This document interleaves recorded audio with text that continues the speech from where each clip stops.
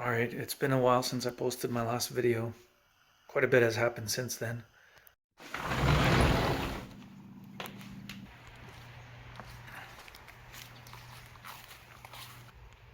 I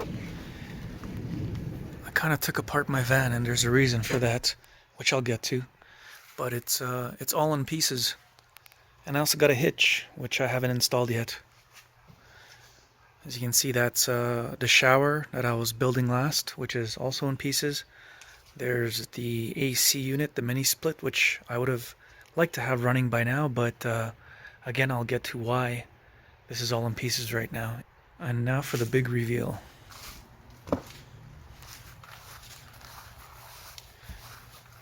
This is one of the big updates.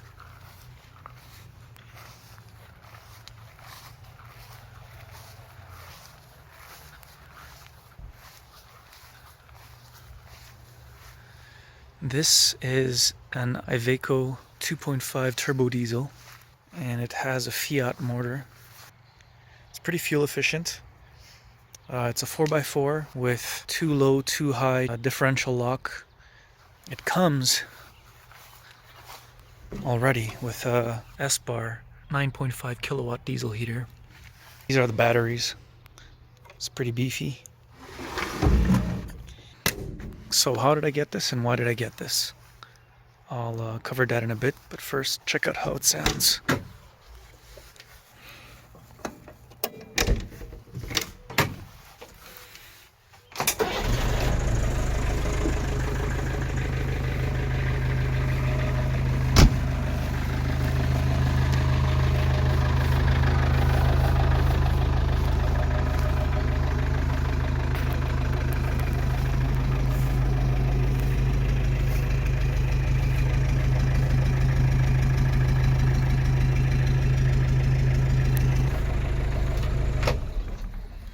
So the cool thing is this entire cab is fiberglass.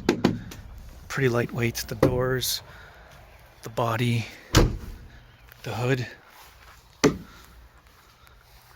And the back is either aluminum or titanium.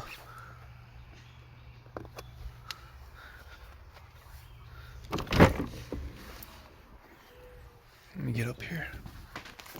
Yeah. So this is the back.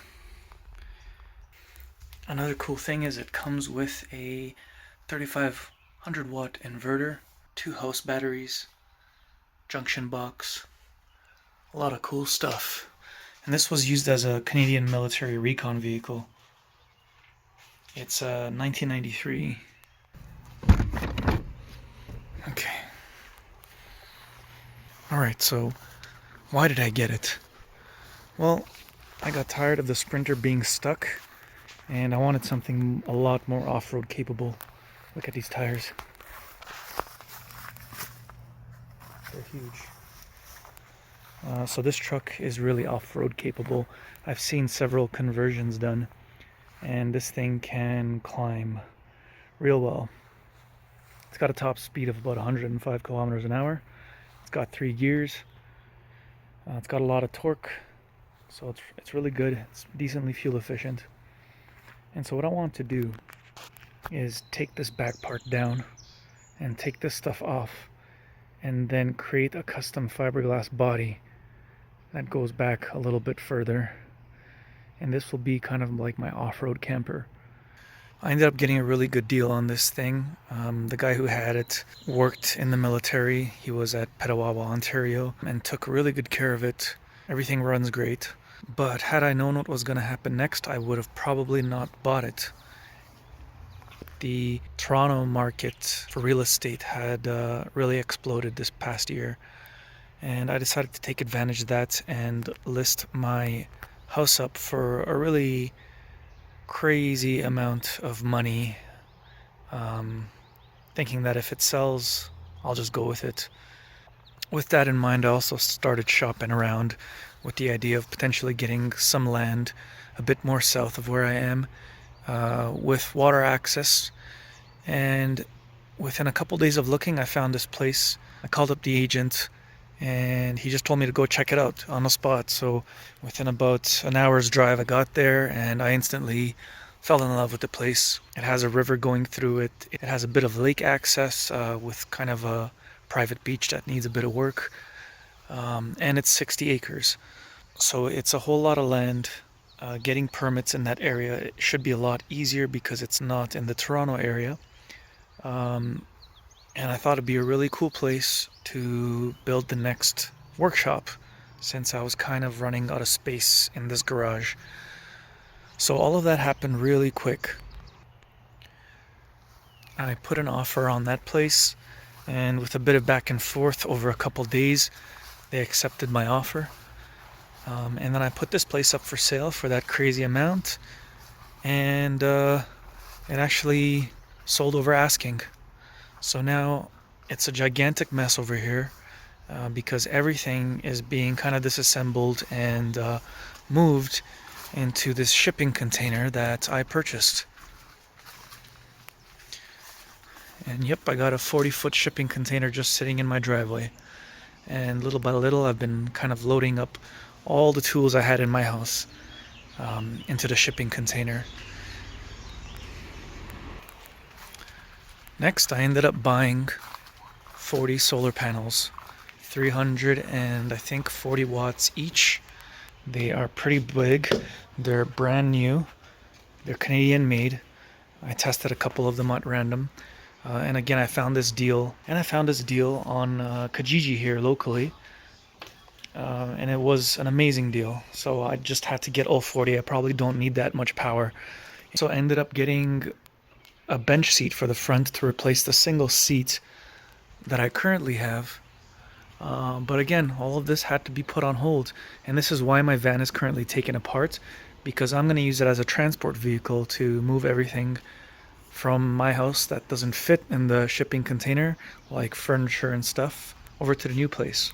So that's pretty much it. A lot of big changes in the past month and a half, which is why I haven't done any work on my van.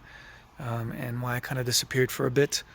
So hopefully in about 2 weeks when I move there with early closing, the dust will settle and I can continue building my van.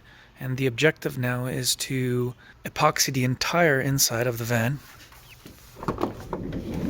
So all of this open foam area, I'm going to epoxy the whole thing to kind of seal it all in.